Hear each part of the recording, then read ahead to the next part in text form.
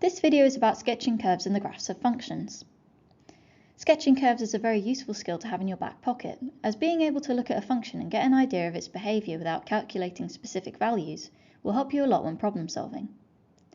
We're going to look at some common graphs of functions, which are useful to know, and then we'll move on to sketching curves from their equations using a checklist.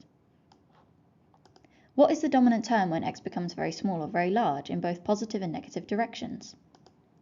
Where does the curve intersect the x-axis and y-axis? And where are the stationary points and what are their classification? We're not going to cover stationary points in this video, but we encourage you to look at the maxima, minima and points of inflection section on our differentiation webpage. Now we'll briefly look at some common functions and their shapes. Here we have a graph of a quadratic and its general form. X squared is the dominant term when x is large. When x is large and negative, x squared becomes large and positive. And when x is large and positive, x squared also becomes large and positive. This produces the general shape of all quadratic curves. Now let's look at a cubic. When x is large, x cubed is the dominant term.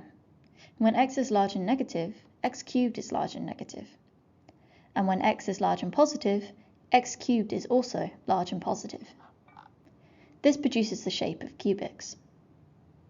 If you want to find out more about these functions, we encourage you to look at the Sketching Graphs section on the Math Survival Skills webpage. This is a graph of a reciprocal function. We can see that as x tends to 0, the function tends to negative infinity if we approach from the left, and positive infinity when we approach from the right. When x is large, the function tends to 0, getting closer and closer but never quite reaching exactly 0. This is an exponential curve. As x gets large and negative, e to the power of x tends to 0. When x is large and positive, e to the x gets very, very large. As for a logarithmic curve, as x tends to 0, the natural log of x gets very large and negative.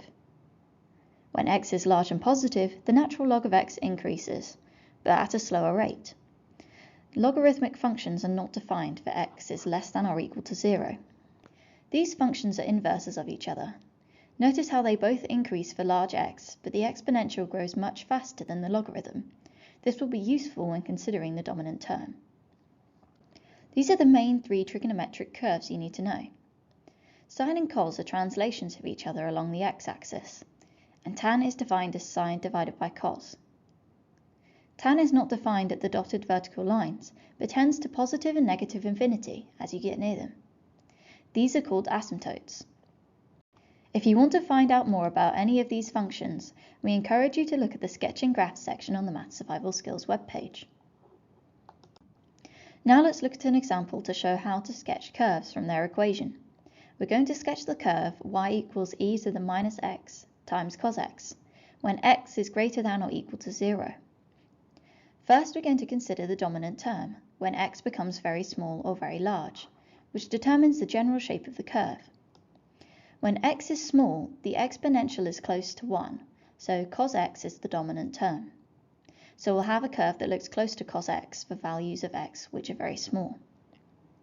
For large values of x, the exponential tends to 0, which is dominant over cos x, so the function will tend to 0 as x gets large. Now we're going to look at how to find the intercepts of a curve. First, let's go through two examples first to understand the method before coming back to our function. For a function y equals f of x, the y-intercept can be calculated by setting x equal to 0, as the y-axis is where x equals 0. So we would be computing f of 0. To find the x-intercepts, we solve the equation f of x equals 0, since the x-axis is where y equals 0. Here is a cubic curve.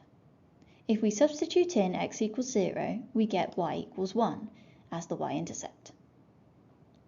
In this quadratic curve, we can solve x squared minus 2x equals 0 by factorising to get the x-intercepts 0 and 2. Applying this to our earlier example, by substituting in x equals 0, we know that the y-intercept is 1.